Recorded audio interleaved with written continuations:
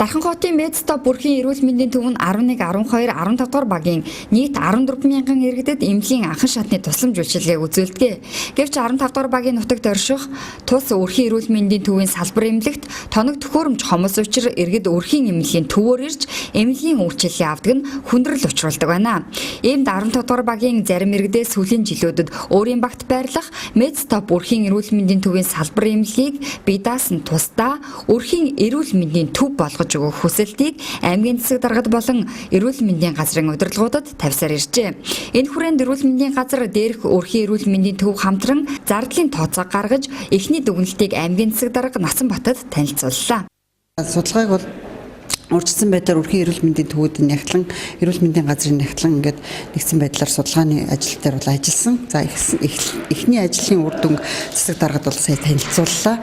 Ингээд ерөнхийдөө тусад нь гаргаад ингээд байршуулахад бол иргэдэд хүрж байгаа иргэдийн тусламж үйлчилгээ бол чанартай болно, хүртээмжтэй болно. За эмнэлгийн ажилтнуудын ч гэсэн одоо ажлын чадвар ачааллын хувьд бол бас буурах ийм асуудал гарч байгаа. За хамгийн гол нь тулгамж байгаа асуудал нь юу вэ гэхээр санхүүжилтийн асуудал байна.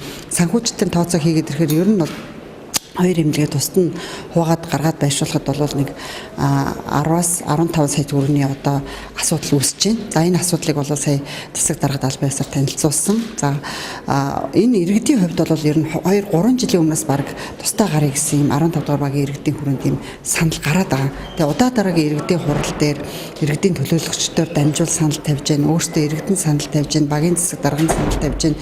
Иргэд өөртөө бас санал тавиад байгаа.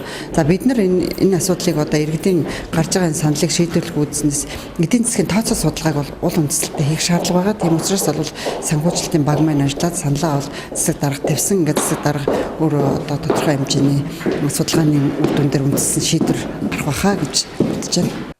Ийхүү дээрх асуудлыг аймгийн засаг дарга анхааралд авч боломжийг судлан иргэдийн эрх ашигт нийцсэн шийдвэрийг гаргана хэмээсэн юм а.